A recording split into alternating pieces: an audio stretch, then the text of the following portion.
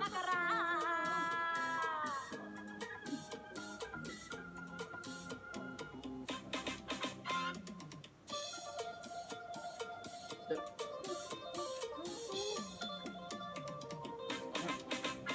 ากุมภา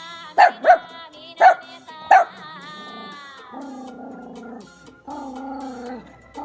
เมษาพฤษภามิถุนากรกฎา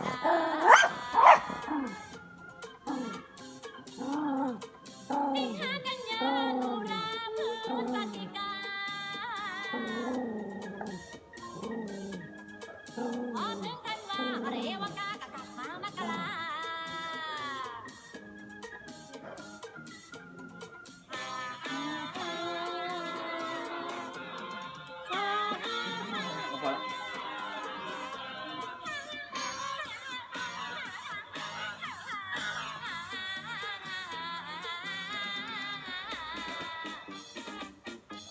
ทำไปดิ